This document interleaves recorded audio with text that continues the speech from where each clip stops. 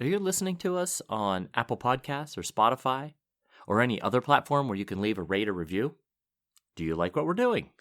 If the answer to all of that is yes, please consider quickly giving us a 5-star rate. And if you wouldn't mind leaving us a nice review, we greatly appreciate that as well.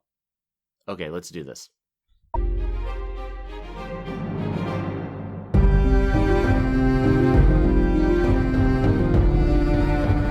Hello, welcome to the Ghosts of Harrenhal. My name's Simon. And I'm Mackelly. Thank you for joining us for episode 299 of our chapter-by-chapter book review of A Song of Ice and Fire by George R.R. Martin. Today we'll be discussing chapter 27 of A Dance with Dragons, which is Tyrion 7. And as always, we're going to chat about the chapter and try not to spoil any future plot points for you, unless of course you have a Buy Me a Coffee Sustainer tier, which includes spoilers. Well, then we are going to spoil things for you. Regardless, hopefully we'll provide you some entertainment along the way. We'll summarise what happened, discuss our thoughts on it, provide some useful background, compare it to the television show, indulge in a little pedantry, and cover some relevant news and listener correspondence. Be sure to check out the show notes. They'll provide some additional information about the characters' geography of this chapter. How are you, Mackelly? I am doing well. But how about you? How was your trip? How's everything? The trip was nice. I haven't managed to formulate all the stories from the trip, so that's next time's news. If I can remember any of it. I had a lot of fun, so memories are a little distant at this point. But I have a couple of stories from before I went. So I went to a high school graduation for a kid who I don't know all that well. Okay. But I'm pretty sure I told the story of this kid's elder sibling's high school graduation a couple of years ago, because we used to be friends with this family when their eldest and Lucas were 4 years old, sort of thing. Okay. We liked them. They were nice, but we just sort of drifted apart. No big deal. But they invited us to.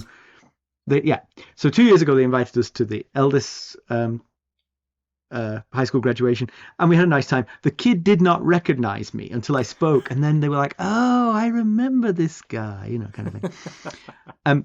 And then I told the story at that of the younger child. They have three. The daughter, the middle daughter, how I had to change a diaper of hers one time, and it was kind of like funny and embarrassing for this 16-year-old girl. She did not need rando who she's meeting for the first time telling this story to everyone, but I did. All right. Twice. Okay. Yep. And so they invited me to this one, which is now that 16-year-old's high school graduation. She's now 18. Okay. And so I arrived, and Carson on the drive over made me promise not to tell the diaper story. At her graduation. I thought that was a reasonable thing to do. But when we came in the house, we got introduced to several of her friends, and each one was introduced as, this is John, he went on the Paris trip. This is Jennifer, she went on the Paris trip.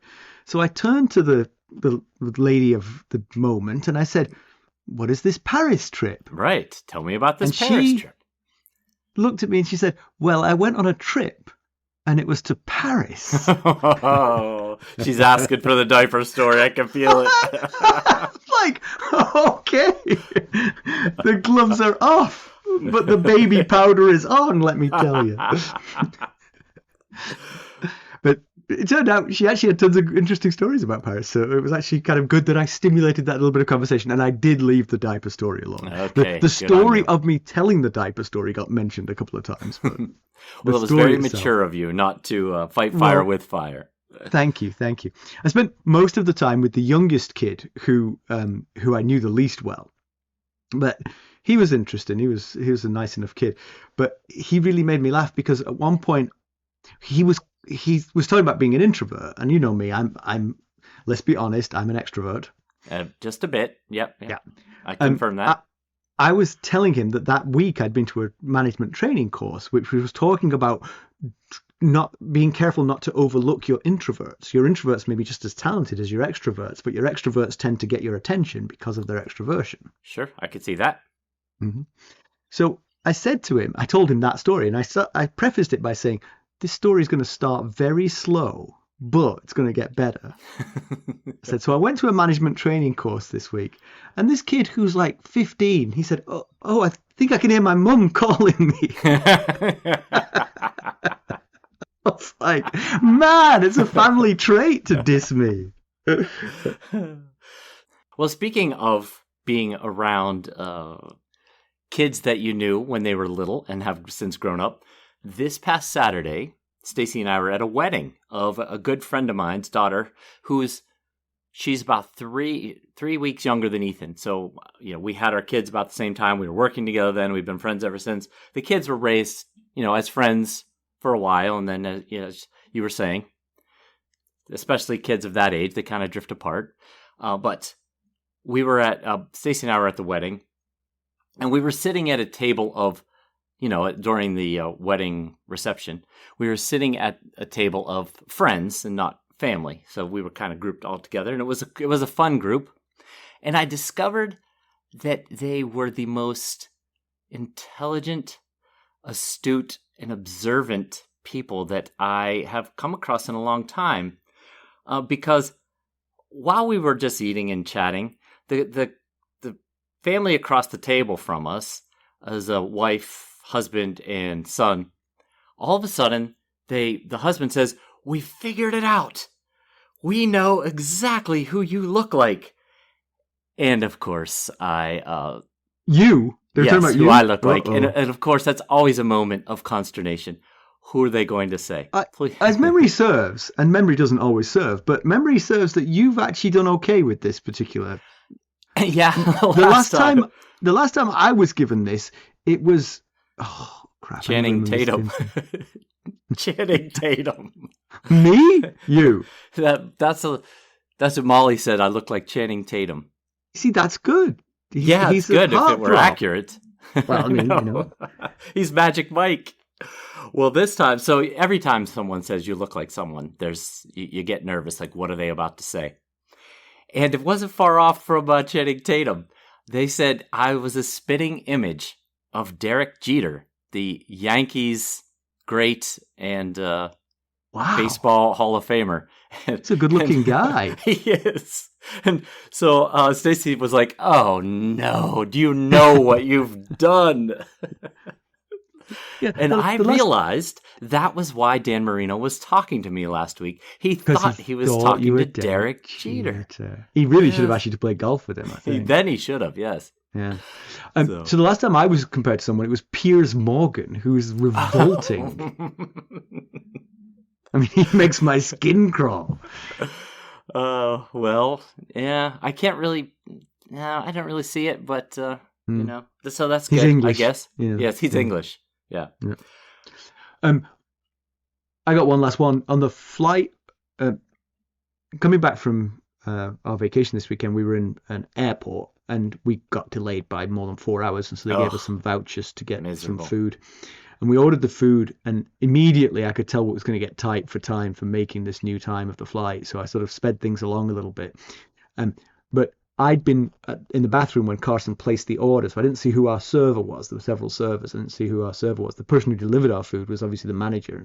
And I said, "Oh, can we get the bill?" And he said, "Oh, yeah, your server will get that." But I didn't know which our server was, and they were all frantically busy because basically everyone from my flight had descended on this restaurant to use their coupons, and the coupons slowed down the process of buying. No. Yeah, I can see that. Yeah. So I wolfed down my food and left Carson because she can't wolf down food like I can. And I said, "Which one's our server?" And she said, "It's the good-looking one with the green eyes." I was like, "Okay."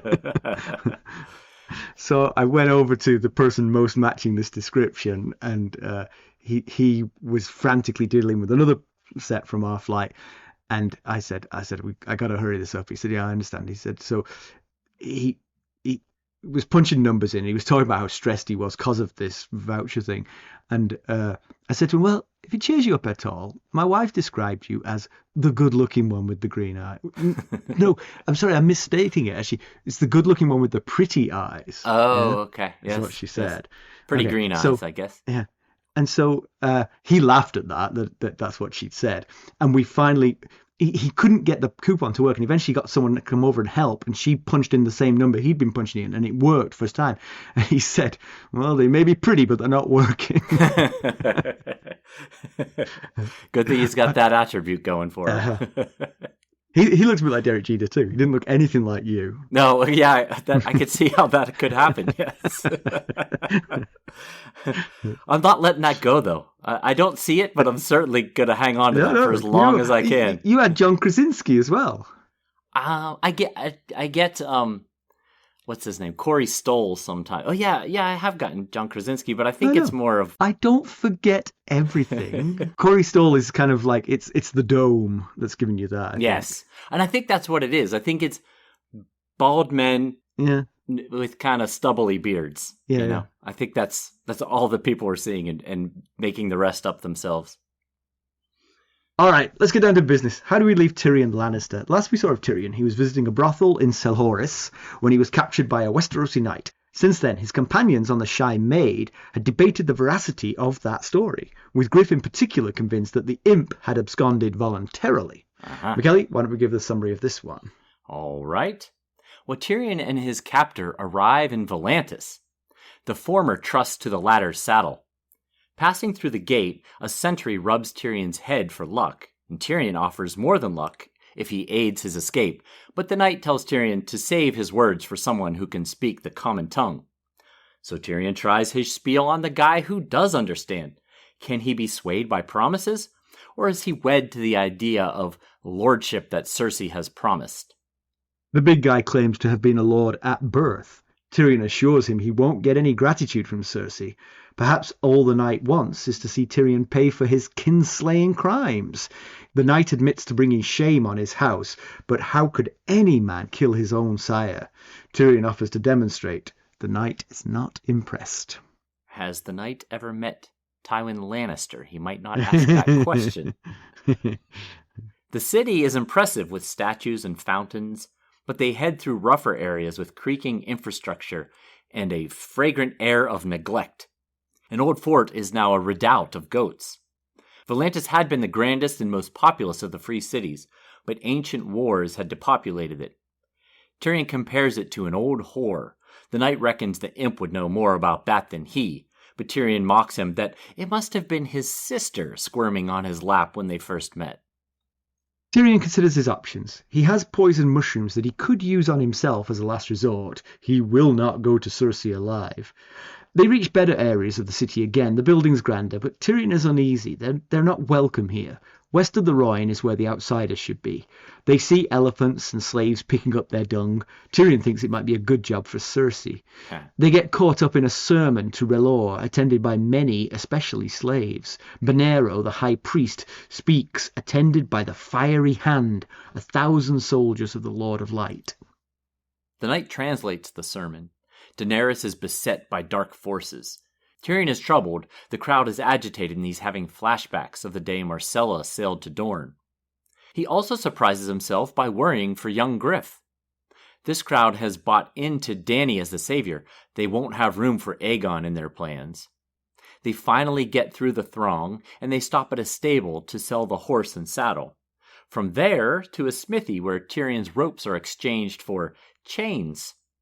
Tyrion doesn't see the point, but the chains mark him as a slave, which will blunt Tyrion's ability to talk anyone into helping him. Now they walk, which is horrible for Tyrion and wearisome for his tormentor. They cross the long bridge over one mouth of the Rhine.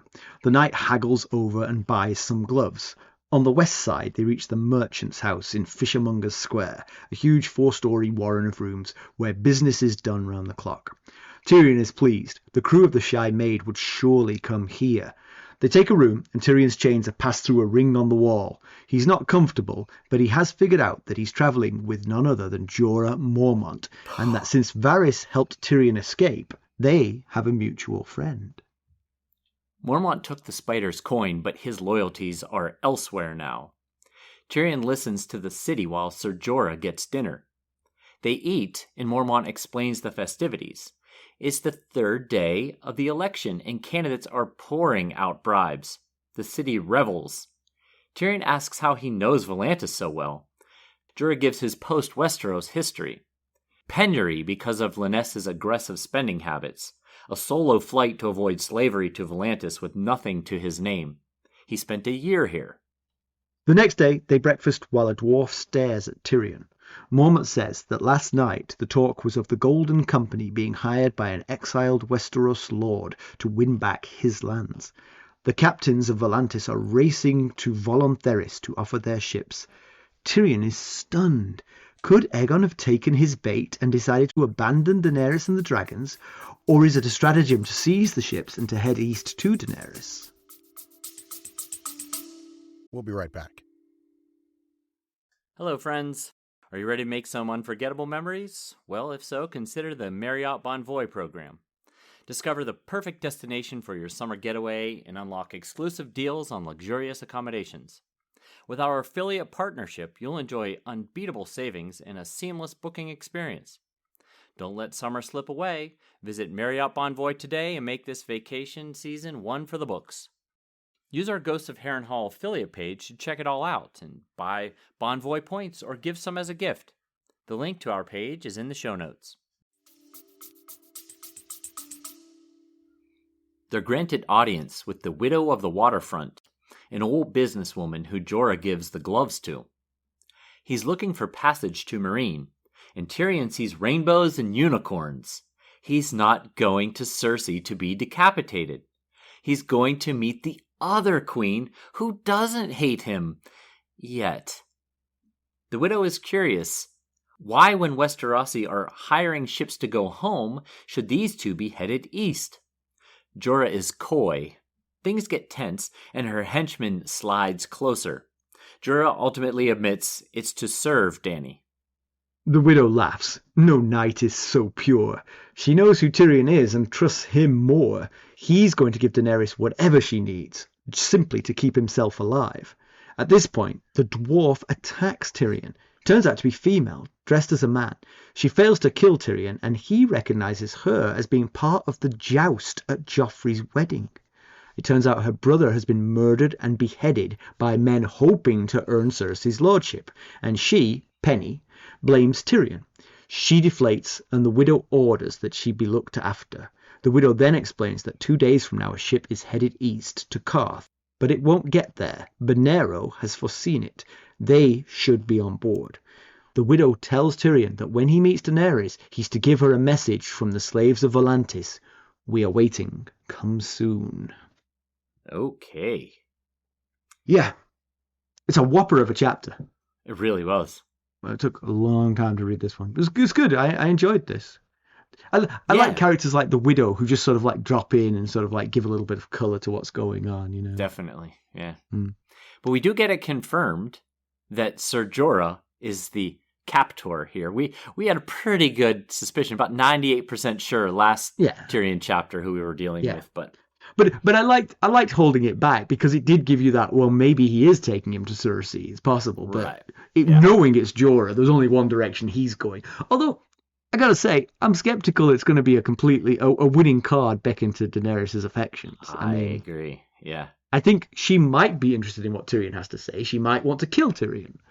But I'm not sure it's enough to forgive a betrayal of the magnitude that she perceives Jorah's betrayal. I will say that if she knew everything, if she knew inside Jorah's mind and heart, she would forgive him the betrayal, because the betrayal was temporary, and he stopped the betrayal pretty quickly. You know, he saved her life. He stopped the betrayal when it came down to her life or death. Exactly. Yeah, it does make you wonder what does Jorah expect from Dany for Tyrion? Now, we know the Lannisters are enemies of the Targaryens, the sack of King's Landing, the murder of her family, Jaime killing her father, the Mountain and Sir Amory Lorch killing her niece and nephew. But what would Dany know what to even do with Tyrion? Aside from kill him because he's a Lannister. Yeah. I mean, I think on the one hand, she'll immediately be worried. She'll immediately be like, okay, you're the brother of the people currently usurping my throne. Right. Why on earth would I trust you? You're also the brother of the guy who killed my father. Yes, exactly. But we know Tyrion.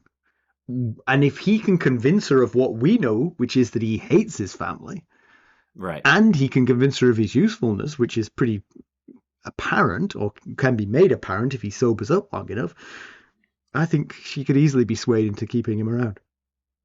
Yeah. So if he had made it there, or I guess it would be the other way around, if Dany had made it to Volantis and met Tyrion with Griff, Griff could at least explain his presence and what Illyrio's intended purpose for Tyrion was, but Ser Jorah won't know that, and Tyrion is going to have to prove that he's trustworthy enough to bring into her confidence.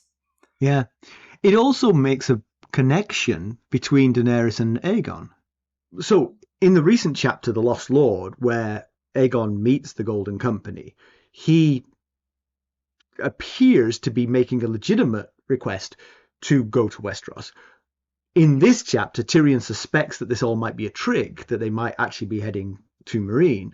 But I think we didn't get any suspicion of that from the chapter where we saw it firsthand. So I think Aegon's request was legitimate, and that's the direction he's going. Tyrion doesn't know that, and now Tyrion's got this suspicion that Aegon's still on his way to Meereen. He actually becomes an ambassador for Aegon, potentially. Sure. If he wants Aegon to raise to the throne, he could be whispering sweet things about this child into Dany's ear before Aegon arrives. Yes, that's true. Smoothing the sort of like introduction, because that introduction will be, as Tyrion predicted, it will be a shock to her system and not necessarily a good one when they meet. That is true. He will hold the if he got to Dany and Aegon was still going to plan to get to Dany instead of turn west. Yeah, Tyrion would really hold the cards, hold a lot of power if he can convince Dany to trust him. Right. Think about this. He's got one card up his sleeve that could keep him safe, which is, I know where your last living relative is. Right. A relative you believe to be dead, I know where they are. He doesn't have to help Aegon with his plan in any way. He could just say that, and that would be. Yeah. I would stop and listen if I was Dany. So Tyrion has, he has an option here. He could tell Jorah what you just said. I know where Daenerys Targaryen's nephew is. I was just with him until you yanked me away from him. And what would Jorah's reaction? Oh, that's interesting. Yeah. Because it could go either way with Jorah's reaction. He could decide, oh, well, let's go get them, because me bringing Dany's last living relative would is even better. Yes. Or he could realize, well, that boy has a better claim to the Iron Throne than Dany's claim. I want to remove him from the equation. So, but either way, bringing him to Dany and allowing Dany to determine which way to go with that might be the best move. Again, coming back to what's Dany's reaction going to be to Jorah, brings Tyrion. It's like, well, thank you for doing that. Now go back to your exile. Right, yeah. Here's Tyrion Lannister and your, wait for it, nephew. Yeah. Aegon. It's like, well, okay, that's pretty good. That's not bad. You've done all right there. For a traitor, you've done pretty good. Yes. If you go scrub pots for a year, you can come back and be my... Right now, she is surrounded by so many enemies. She might be willing to forgive Jorah. That's true. Just to have an old friend by her side when she's so vulnerable at the moment. The other thing about that idea, your idea of Tyrion telling Jorah what he knows about Aegon, is that they could go back up the Rhoyne and meet up with the Shy Maid, and now, as it turns out, the Golden Company, and suggest, hey, you know what? We could go east and meet. You've got sort of like a critical mass of people who've gotten in with Dany. Well, that would be Jorah, who probably would play down how bad his in will be. Might convince them to change plan again. But again, I think one of the biggest discussion points for this chapter for me is what Tyrion meant by taking the bait. Right. Yeah. And so, I mean, maybe we're getting to it a little bit early, but let's do it because it's an interesting point.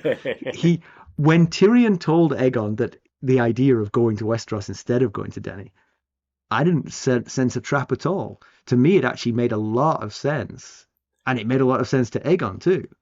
Yeah, it was a shocking line in this chapter. Did the boy take the bait? And so, what could he have meant by that? Did he mean he was simply testing his influence over Aegon? And, hey, look at that. I was successful. Unfortunately, I'm no longer with him. Right. That, I think, right there is the most likely explanation of this. But it is strong words to use for that. Right. Yeah. It gives you a sense of there was a plot there that we didn't spark. Right. And so, could the plot be he was planning on sending Aegon and the Golden Company to Westeros to defeat Cersei and end the threat to Tyrion's life and Cersei's reign as the which is literally what he was sending him to do. I mean, yes, he wasn't a secret that that's what he wanted. He wanted that to happen. But I guess convincing him to do it without Dany is getting him to do it sooner rather than waiting for Dany to finally leave Meereen, which is a wild card in the situation. True. And the other thing is, Tyrion had no way to predict this, so there's no way that this was his intention. But one a posteriori interpretation of this is, if Tyrion gets in good graces with Dany, then this actually would be very useful for Dany, that to have a bridgehead in Westeros of Targaryen loyalists gathering around Aegon. Yeah. She doesn't have to marry him or, even take his side, but he will have done a lot of the dirty work for her and maybe get himself killed along the way. Right. And she swoops in with her 3 dragons. Mm-hmm. If she can figure out how to get the dragons there. Yeah. Yeah, still a big problem for her. But Tyrion had no way of knowing that he might end up in the court of Daenerys Targaryen, which he looks like he might well do. And he adds to that sentence that the boy truly swallow the bait. He adds, abandoning hope of marrying Daenerys. But when he was making the pitch for turning west instead of east, he basically made the case that doing this would strengthen Aegon's case for marrying Daenerys. And now here he's thinking it's abandoning hope of marrying Daenerys. So it just adds suspicion to any kind of legitimacy that he had with this idea. And maybe that's where the plot that has been baited lies, because he must know that that's unlikely to help, that there are several things could happen. One is Dany never comes to Westeros. 2 is Dany gets married. Yeah. 3 is, Aegon gets himself killed in Westeros. The chances of this plan making them more likely to marry is not high. So maybe that's why there was I'm playing a trick on you, because I'm telling you I'm giving you a motivation for this, which is unlikely to come out. But I will say, I don't think all of that weighs against him getting married to Dany if he goes to Westeros. But Tyrion was right. Just turning up and saying, hey, I'd like to be your equal. I've got no dragons. Isn't a great pitch either. Right, yeah. And Griff didn't oppose the idea when Aegon brought it up in front of the Golden Company. I will say he didn't know it was Tyrion Lannister's idea when he didn't oppose that's it. For sure, yes. Yes, I bet he might have had something to say had he known that. But he also might not have wanted to undermine his king in front of all these Golden Company captains. So, anyway, maybe we should jump back up to earlier in the chapter and make our way through it. Yeah, but actually, I want to jump around on this one. Can I just mention that the putting Tyrion in chains was such a terrible idea? If you're walking with a guy who is the imp, you're already going to be walking faster than him and being annoyed by the pace that he can set. Putting him in chains is going to really add to that. I have an idea for you, Jorah. Why not tattoo his face? Well, that's true. That would have. If you don't want people talking to him because he's a slave, tattoo his face. That won't slow him down at all. Yeah, that would do it. Yeah, right. Because he would be officially marked as a slave. Probably cheaper than chains too. Do you think if Tyrion... Well, let me back that up. So Jorah knew what he was doing. Tyrion made it quite clear through the whole chapter that he thought that Jorah was taking him to Cersei. Absolutely. At any point, he could have said, would you stop with that? I'm not taking you to Cersei. I can't hear this one more time. I'm taking you to Daenerys Targaryen and Meereen. And if Tyrion had known the truth from the start, do you think he could have convinced Jorah, you don't need to hold me captive. I want to go with you. Yeah. I will gladly go with you. Follow me. Right, yeah. I'll skip all the way to Meereen. Yeah, that's a good point. I wonder, I think various points Jorah wasn't sure that Tyrion was telling the truth about not wanting to see Cersei. I mean, obviously Cersei's called for his head kind of thing, but has Jorah heard that? We'll be right back. This episode is sponsored by Audible. To get a free audiobook, or 2 if you're an Amazon Prime member, go to our exclusive URL, audibletrial.com/ghostsharrenhal. You can find the link in our show notes. I would bet, considering there's people running around Volantis decapitating dwarves, so you would think he would have heard the news about such a thing. It's always difficult to believe Tyrion, but that's so much evidence that he's telling the truth. Like, why would I... He heard the news because it was Jorah that brought it up about killing his father. So if he'd heard that news, it's likely he heard the news about the lordship as well. True enough. Good call. Yeah. Tyrion suggests that before he learns where he's actually going, he's still arguing, don't take me there, because he says that Cersei's reward to Jorah will be hollow with no gratitude, leaving Jorah unfulfilled. And obviously that's definitely true on some levels, because we've made this point before, that the Lannisters pay their debts as little as possible. Right. That's not easily. And I think Tyrion even said in this chapter, we pay our debts, but not like one more gold dragon than what we owe.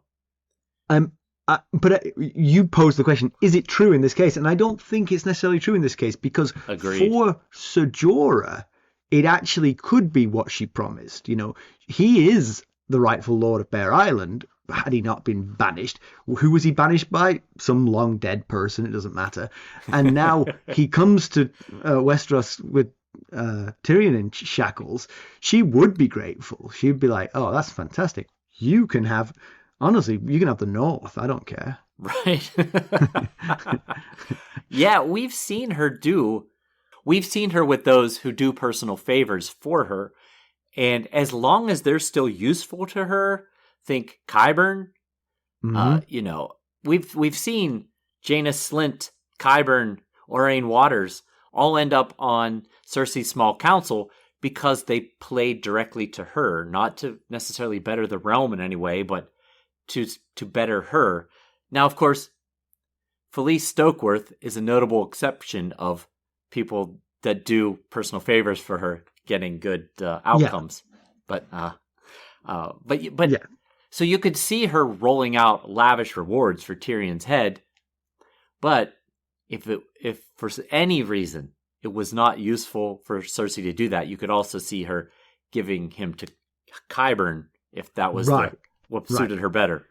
I also think that bringing him alive will help Cersei as well, because Cersei could then give Tyrion to Qyburn and be thrilled by that outcome, you know. But also, if it was just some flea-ridden hedge knight arriving with Tyrion's head, it's hard to get enthusiastic about raising him up to a lord. You know, you'd give him some castle somewhere feeble with very little lands. But Jorah Mormont comes back, you know, a noble stalwart of the North with Tyrion alive. Yeah, I can see her really, you know.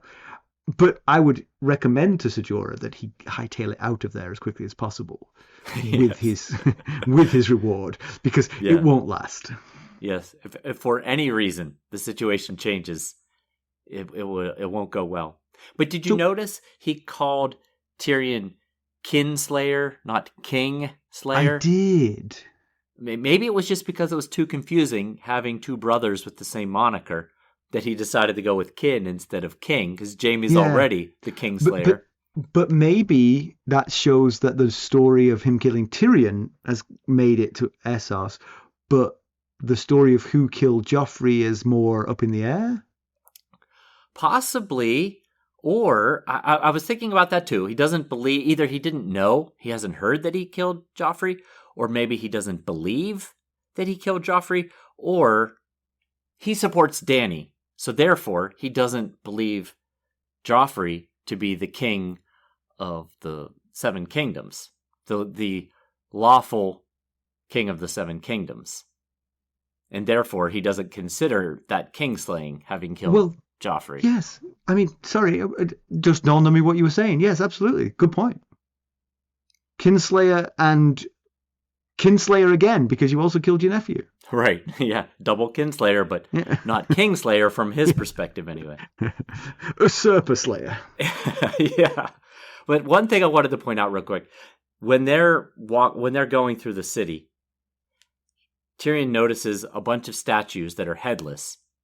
And I just wanted to bring it up real quick because we just learned about that in the last Tyrion chapter. Halden told us about it, that when the elephants back at the end of the Century of Blood, when the elephants took hold of the control of Volantis from the tigers, they tore the heads off of many of the statues of the tigers. So that's why there's so many headless statues around this area.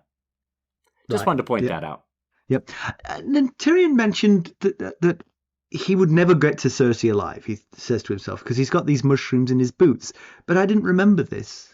Yeah, remember they're the ones he found in Illyrio Mopatis's manse that he thought Illyrio had cooked up for him. That's right. I thought it was really gross. How long of those boots? Those boots were in the river with him when he was in the Sorrows. They must be like mushroom soup in in his boot. I was like, oh. They're not poisonous, but it'll definitely kill you. Yes. Those things have been mixing it up in that boot for who knows how long. Good point, yeah. So we see Bonero, the high priest, riling up the crowd in front of the Temple of R'hllor, and the crowd is predominantly slaves, which is interesting. Yeah. It's interesting the slaves get time off to practice their religion. It's also interesting that Bonero's position on Dany is very positive towards Daenerys, which flies in the face of what the landed gentry of Volantis would want, because they certainly don't want an end to the slave trade, which is what Daenerys brings.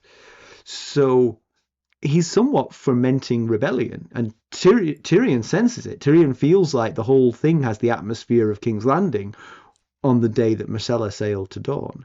Right. And, well, he didn't say it in this chapter, but in the last Tyrion chapter, in Selhorys, the priest there was quoting Bonero, saying that Bonero believes that Daenerys is Azor Ahai reborn. And we talked about it then. Bonero and Melisandre have vastly different opinions on who Azor Ahai is, but neither of them are speaking of 3 heads of the dragon. They're speaking of one hero, and Tyrion thinks that if young Griff announces himself as Aegon, he'll be named a pretender because, well, Dany has the dragons, and he doesn't. Yes. And they're expecting one Azor Ahai, not 2. Bonero is spinning a story, and he's getting a lot of adherents to it. Aegon definitely makes this story cloudier, for sure. Yes. The story Bonero is spinning does not have room for Aegon. I agree. So, yeah.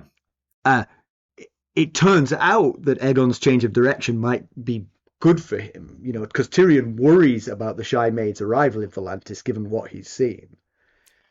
Yeah, right. And he thinks back to when he and Halden heard that priest in Selhorys, and Halden at the time had said, maybe we could use this to our advantage, the R'hllor's support of Daenerys. And in this chapter, Aegon thinks, aligning with Bonero is a bad idea. Mhm. And I think that depends possibly on the desired outcome of aligning with Bonero. If the plan is to get support of the Volantene, yeah, that's a bad idea because the Triarchs want to squash this dangerous idea that you were just saying that Bonero is preaching. If they want to support Dany and possibly help with a slave revolt here and keep Volantis out of the war because they're dealing with their own business at home, well, yeah, that would be, that might be a better. Yeah, but it would take a lot of flexibility on Bonero's account for Bonero to meet with Aegon and say, okay, you know what? Let's light this powder keg. Let's have our own slave revolution here in Volantis, because that'll stop any more anti-Daenerys traffic heading east, and form a two-pronged attack on slavery here, because that's so different from what he's currently preaching. It would just be, how does that fit in? Right. He'd have to adjust his story a bit here. This is Bezor Bahai. This is number 2 Azor Ahai. This is 1A. 1B Azor Ahai. So the news of the Golden Company wasn't really news to us, but more details are emerging that are quite interesting. The Triarchs are going to send 12 ships to take the Golden Company and Aegon as far as the stepstones. I will say that seems a bit daft to me to only go as far as the stepstones. You're basically taking them 3/4 of the way to Westeros, and then you leave them on a handful of rough islands, which, as far as I know, throughout history have been populated by disreputable pirates. Right. But that, not only that, the independent captains are flooding to the Golden Company to siphon off some of that gold, presumably. Yes. Yeah. I think what they would have to mean, and it wasn't worded this way, they would have to mean past the stepstones. Past the stepstones. Yes. Because that's what I think too. What would be the point of having this, this force with you, and then you get to the stepstones and they're like, all right, good luck. Perhaps that sentence finished with, at which point they will ask for more money. Maybe, yes. We also hear Jorah tell more stories of Lyness Hightower after their exile. And it's interesting because we knew that he was exiled with Lyness, and we'd heard sort of vague rumours about what had gone on. But we hear it from Jorah firsthand, which is interesting because Jorah's so angry towards Tyrion all the time, but he's really pouring his heart out a little bit here. Sometimes, every now and then he just kind of opens up. Yeah. And I think exile has changed Jorah. It's he regrets his sins, and he would, if he could, he would go back and change his life.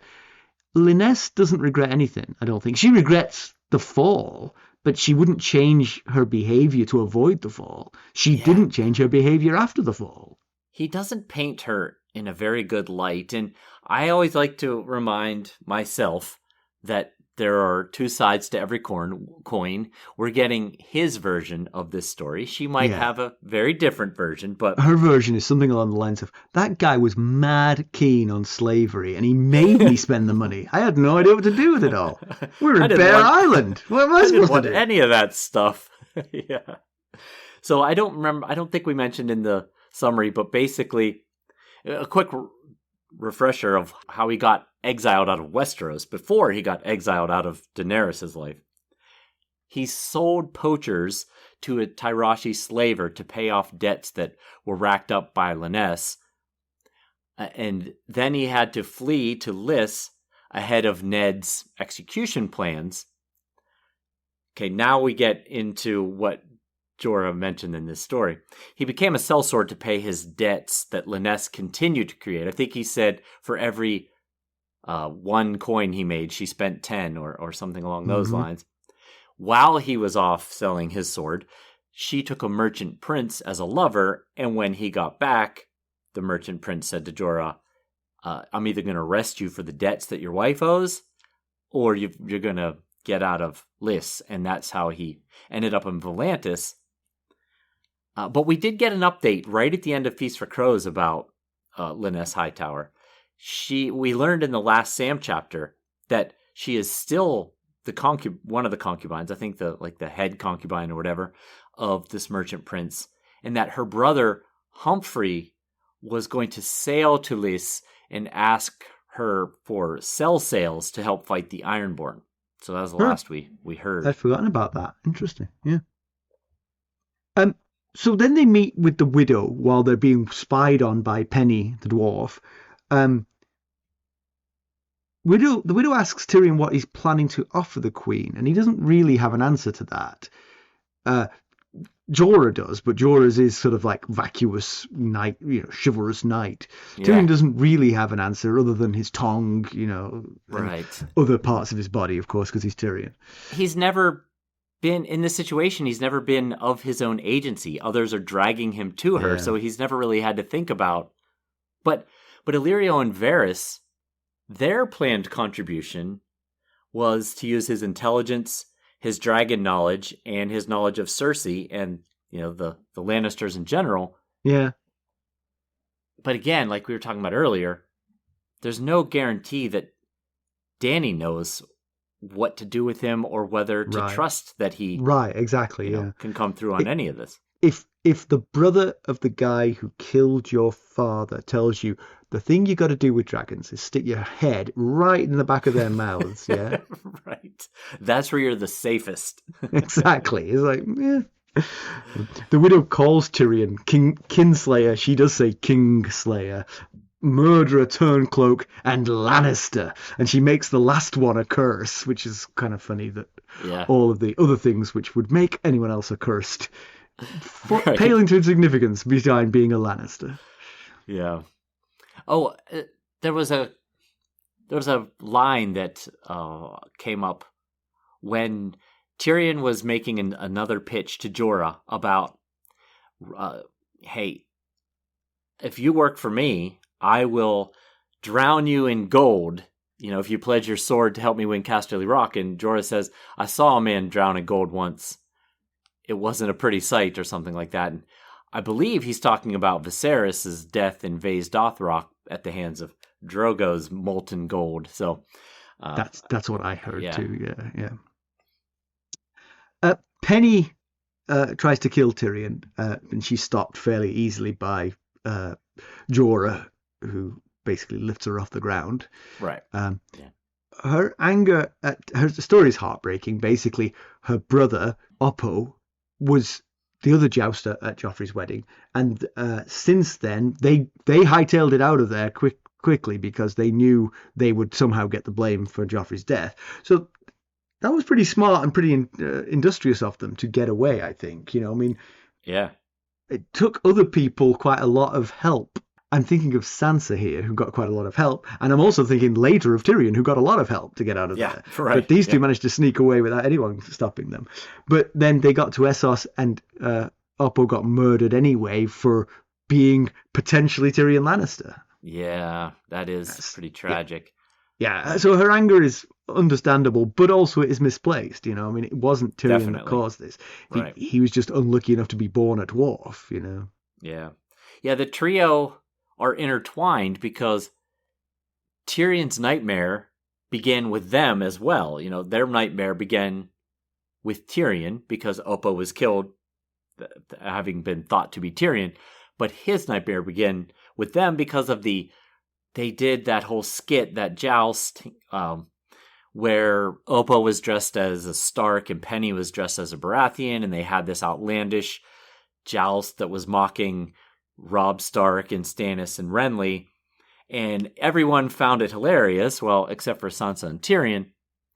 And we learn later in the Sansa chapter that it was Littlefinger that orchestrated it to sow further discord between Joffrey and Tyrion to just add a little more believability in the evidence for Tyrion murdering Joffrey. Why he might have done it. Yeah, so they're all kind of intertwined there.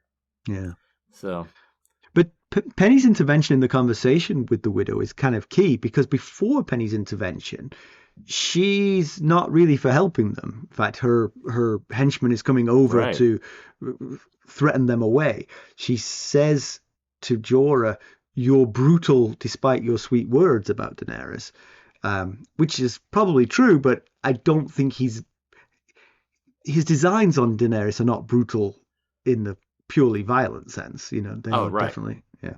Yeah. But afterwards to Tyrion, she says, "I better help you. Volantis is not safe for a dwarf," which is probably true. I mean, basically, until Cersei dies, no dwarf on Earth is safe. Oh, right. Agreed. Yeah. So what happens? Because she does like you said, she does a complete 180. I'm not going to help you to I better help you. Is it hearing about Oppo's murder that changes her mind? She decides that she can't have Tyrion's murder on her conscience. So, what? It's not really clear the reason that she made this complete change of heart here. Yeah. She initially rejected the plan because she believes Jorah is secretly planned to kill Dany. That's kind of what she was hinting at. But then is that outweighed by knowing that Tyrion will eventually be caught and killed if he were to stay in Volantis? That's the best I can come up with. Maybe she thinks more about what Tyrion is and what Tyrion represents, and the fact that Tyrion is clearly on the outs with Cersei, and that even if Jorah's intentions towards Daenerys are not good, his taking Tyrion to her could be a good for her. Because the widow obviously sees Tyrion for what he is. Right. Yeah. I don't know. The thing that I find sort of intriguing about all this is the sense of connection between the widow and Bonero, which I would have thought that they would have had nothing to do with each other. We're talking about former slave, shady businesswoman, successful but probably very close to illegal in her operations, and the High Priest of the Lord of Light for Volantis. Right. What's their connection? I think part of it is there is a slave connection between them. Yep. And then it got me thinking, maybe this slave rebellion in Volantis really is taking shape. Maybe it is actually happening, because the last line of the chapter, as always, the last line of the chapter is important. Yep. We're waiting. Come soon. She wants that. Bonero clearly wants that. Yep. Yeah, I think there's possibly a slave and former slave network sharing news and plans. And, that's a powerful duo in Volantis, because the widow seems to be pretty powerful and Bonero seems to be pretty powerful. And if they're part of this, information sharing network. I did find it strange, though, that she said that this ship to Qarth would never reach Qarth. Bonero had seen it in the flames. It's like, well, yeah. Had Bonero seen it in the flames because you've arranged it? I don't really care about Bonero's flames. Tell me that this is literally going to happen, that you're going to redirect me where I want to go.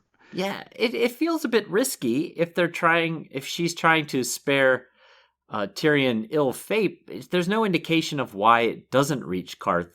Is it going to sink? Are pirates going to take it? Is a storm going to reroute it? Or is she just BSing? She's like, right, I've ordered that ship to Meereen.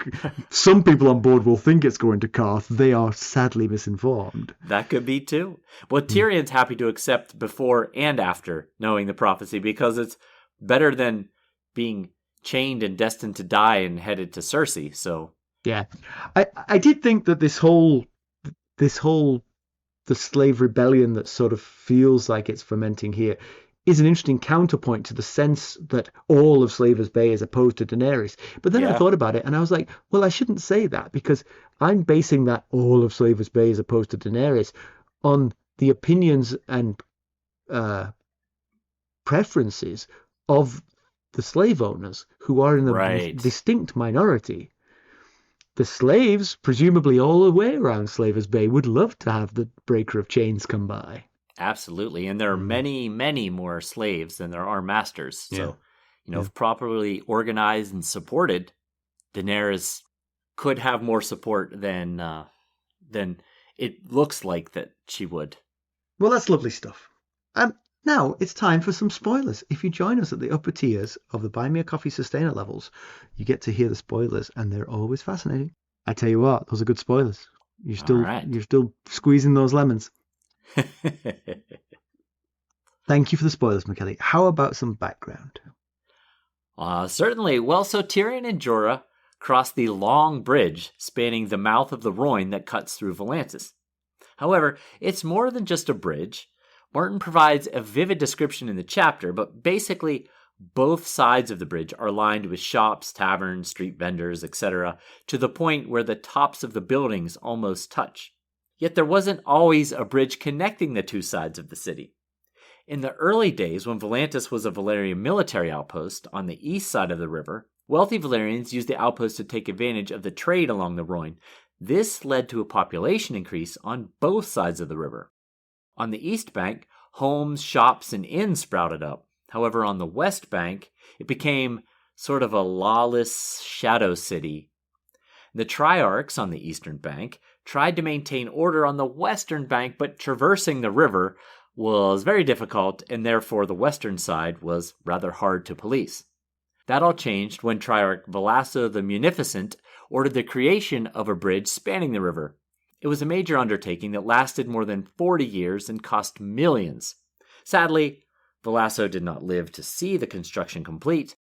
However, upon completion, all who saw it said only the now ruined Bridge of Dreams in Croyane matched its beauty.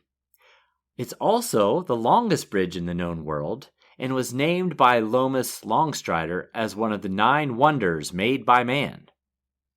Excellent. I thought it, to me, it gave me thoughts of the Ponte Vecchio in Florence. That's what I thought. If you look at pictures of that, you might see. I have a feeling that was part of his sort of inspiration. He had it in mind as he was writing it, for sure, because basically it is a bridge that spans a wide river, and it's buildings all the way along, and there's sort of like an alleyway down the middle between the buildings, and it's that fits pretty well. Mm-hmm. And is beautiful as well, really beautiful. Comparison with the television show. In the television show, Jorah and Tyrion sail together through Valyria, at which point Tyrion figures out where they're going, because he doesn't know where they're going until he realizes they're in Valyria, and then he realizes, well, that's the wrong direction. And so he's like, you're taking me to Daenerys. It's they, at that point, who have the run-in with the Stone Men, who are not... I don't remember where they abided along the Rhoyne. Do you remember the town that they... Yeah, Croyane. Croyane. The Bridge of Sorrows is where they... Bridge of Sorrows at Croyane, yeah. So, and it's Jorah who then secretly develops Grayscale, not Griff. So, I remember that. Yes. No Penny, no Widow, none of this stuff, but they are heading in the same direction. I believe as well a dragon flies over at this point to really sort of reinforce things, you know. That they're in Valyria, right. Yeah, yes. Yeah, exactly. Pedantry Corner. So I just have a question about Jorah Mormont's. We've touched on it. He gets just a little bit blabbermouthy to Tyrion, and he must know what Tyrion's like, and you don't want to feed Tyrion information unnecessarily, but he did about his personal history when he told him about Lyness. But then why did he tell him about the Golden Company's plans with whoever this lord is? He doesn't know who this lord is that's hiring them. Yes. But Tyrion does. And it's very handy for Tyrion to learn this piece of information, because those were his old friends he was talking about. But it came out of the blue. He hadn't said anything to him for like 24 hours, and then just decided, it's breakfast time. I love a chat over breakfast. Let me tell you what's going on in Volantis. Right. Well, I mean, I guess Jorah doesn't know that Tyrion had any connection to... Right, Griff and I can imagine if he did know that, he might stifle this information. But it's just a very handy tidbit of information to share. Sure was, yes. So, right on the nose. Very useful. Exactly, yeah. And Tyrion doesn't have a nose. That's how on the nose it was.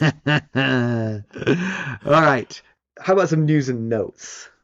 Okay, well, so the power of A Game of Thrones and House of the Dragon is combining into one force to be reckoned with. Actors Nikolai Coster-Waldau, Jaime Lannister in A Game of Thrones, and James Norton, Ormond Hightower on House of the Dragon will face off in a new historical drama called King and Conqueror. As I understand, it's going to be an 8-part series that will take us back to 1066 and depict the events of the Battle of Hastings. You probably should have been reading this one since you probably know more about the Battle of Hastings than I do. I do a little bit, yes. It was the last time that Britain was successfully invaded. Oh, okay. We're closing in on 1,000 years. All right. Good news. That's good. That's good stuff. Kind of. Well, much like Rhaenyra and Aegon in Westeros, these two men will vie for the English throne instead of the Iron Throne. Now, I haven't seen any, but I've heard that the trailers look pretty good, as trailers tend to do, whether a show is any good or not. Trailers are good at that. I did see that the series will premiere on August 25th on BBC One in the UK. I am less certain about a US or other country release date. I could not find such a thing. So presumably one of them is King Harold and the other one is William the Conqueror. And spoiler alert, he wins. But William the Conqueror, there's two tidbits there. William the Conqueror was born in the town where my brother lives, in France. Oh, wow. And Very secondly, the exploits of 1066 and William the Conqueror were immortalized in the Bayeux Tapestry. Okay. Not looking too familiar. Nope. Not at all. It's an astonishingly long tapestry depicting the events of 1066, the what's going to be in this mini-series. And it lives in the town of Bayeux in northern France, which, all right, one more tidbit of information, was the first major town liberated in the Normandy landings, and so was for a while the functional capital of France. Yeah. Wow. Anyway, the Bayeux Tapestry has been, I don't know how long it's been on display in Bayeux, but it is on display in Bayeux. You can go see it. It's an amazing thing. It's an amazing thing to see. But for the first time, it is actually coming to England. They for a long time, the British have been very keen to have it, to display it in Britain, because they thought that lots of people would come and see it. They will. But the French are like, oh, that thing is fragile. It's 1,000 years old. We don't want to be shipping it across But they're going to do it this year, so it's very interesting. I think it's going to the British Museum for a while, and maybe touring around Britain as well. I think millions will see it, because it's an amazing thing to see. Wow, very exciting. Yeah, that's pretty cool. And if you really want to know how whichever one of those is Harold dies, go see the Bayeux Tapestry. It literally depicts it. Okay. You have two options. You could watch King and Conquer, or you could read that tapestry. You could just be British and you already know it all. Oh, sure. Yes. Yeah, right. yeah. That's the third option. Yeah. But one more last thing about this is, it is interesting that so the Normans invaded, and they successfully invaded. They were the last to successfully invade, and they took over the whole country. We don't speak French. Oh, true. You don't. Their language infiltrated but petered out. You know, there are traces of it still in English, but English was too strong for them to actually overcome. So just a sort of interesting linguistic sort of that is archaeology. Very cool. Thank you for all this historical information. Mm-hmm. It very much colored this bit of news and notes. This is all off the cuff. I hadn't read the news and notes, so this is new to me. Well, even more impressive then. I will be missing the 300th episode. I am sorry about my week off. You and Jenny will have fun without me. And like you said, we'll do our 5-year anniversary instead. That'll be just as 6. 6. 6 years. Good God. We started October 7th, 2019, so it'll be 6 years. Yes, you will be missed for our 300th, but Jenny and I I'm sure we'll have a good time as well. And we got a review from Papalapa111 on Apple Podcasts. Top-notch chapter-by-chapter pod. Absolutely love this podcast. I'm doing my first read-through of the series, and after the first book, I felt like I missed a lot of the connecting threads. So I decided to find a podcast to listen to help me fill in the blanks. I had to wade through a lot of bad ones, or good ones that had too many spoilers before finding this pod. Now I've completed the first 3 books and have followed the podcast chapter to chapter with the books, which has made my reading experience of these books so much better. The hosts are great, their banter is refreshing, and they do a great job of not spoiling anything. Great job, fellas. Wow. Thank you, Papa Lapa. And they didn't even require that you denounce your British citizenship. So that's nice. That's nice if that doesn't actually have to happen. Yeah. And can I mention we got a text from Tegan? I know you say we can't do anything with the text, and we can't really. But did you read that text? We got a text. Did. Yes. That basically she listened to it throughout her pregnancy and now her child is 5 weeks old and thinks that the child has heard our voices as much as its mother's. I'm like, ooh. I think taking this good time for headphones, I think. Yes. I really appreciated that text. Like you said, we don't normally read them out, but this one felt like something we needed to share with everyone. So, all right, let's draw a line under this one. Huge relief for Tyrion, of course. He's going where he was headed anyway. Yeah, right. And maybe, like you said, if you could convince Jorah that he is actually happy to be going that way, he can get rid of those stupid chains. Yeah, it would be. I feel like it'd be really dangerous to have him chained on a ship. I feel like once they get on the ship, he could drop the chains regardless. Feels really unsafe. Will you promise not to swim away? Yes, exactly. Yeah, and the pair they could make a good team. When the whole conversation between Jorah and the widow was going on, Tyrion could see the mistakes that Jorah was making in the conversation, and he was thinking, "No, don't ask that." And at one point, yes, finally, you asked the right question, and so he could help Jorah in that regard. And Jorah brings the brawn and the knowledge of Essos and the languages in the region. You've made me think of something there, actually. The gift, the widow expects a gift in return for a conversation, and he brought a pair of gloves, and they felt misjudged as well. The gifts that were already sitting there were far grander and better than a pair of gloves. Right. And from the get-go, she was a little bit put off by this, I think. And so, and that maybe goes to his relationship with Linnes as well, that he never understood the finer things and sort of and then maybe that also goes to his relationship with Dany. He doesn't quite know how to sort of express himself. I pick up what you're putting down, all from the gloves. I like it. So the unanswerable question of this chapter is, did Tyrion deliberately plant a bait in young Griff's ears with his plan to go to Westeros instead of Dany? We're not sure. Yeah. But Aegon seems to have taken it, that's for sure. I mean, why would he do it? Possibly to more quickly and more surely begin a war in Westeros in hopes of removing Cersei from power. Now, yes, it would also, if Cersei was removed from power, it would end Tyrion's exile and make his neck a lot safer, more likely to stay on his shoulders. Again, he could have possibly just been trying to see if he could influence Griff, and then he was forcibly removed from the situation before he got to undo any, lessen any impact that statement had on young Griff. So yeah, and maybe he just means it in the sense of, I planted something in front of him and he took it. It may not be a trap. It may just be good to know I can influence people. Yes, he does what I say. He listens to me. But the Penny cameo was both interesting and sad, but also kind of random. Is that it for her? She came in, she tried to kill him. She was a blast from the past. She would remember Tyrion. Oh, yes. Yes. Yeah. And she would harbor a grudge. Yeah, I mean, he's the most noticeable man possibly in the known world right now. Right. He is a blonde-haired, mismatched-eyed dwarf with no nose. That's gonna make it easy to identify. I'm trying to think, 1-1 maybe.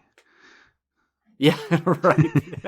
If the giant escapes south of the wall, he might be more noticeable. Yeah. We definitely get the feeling that a slave revolt is building in Volantis. Whether it can spontaneously combust without Daenerys, we don't know. But we get the feeling that if Daenerys were to come, it's hard to imagine Daenerys leaving Meereen because she's got too many enemies all around her. But if she were to arrive here, she might well be able to take Volantis in a similar fashion as she's managed the rest of Slavers Bay. And then just being back in the same position again straight away, which is of having her new rules slowly eroded by the powers that were. Yes. Yeah, absolutely. And most of the Volantene army are slaves. The tiger, the ones with the tiger stripes tattooed under their eyes.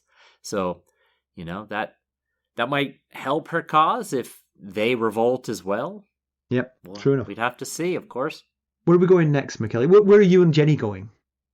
Well, Jenny and I will be moving from, you and I are currently in the sweltering heat of Volantis.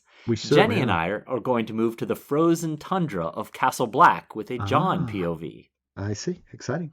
Well, there's 3 ways that you can help us out. You could leave us a positive review and a 5-star rating, as Papa Lapa 111 did.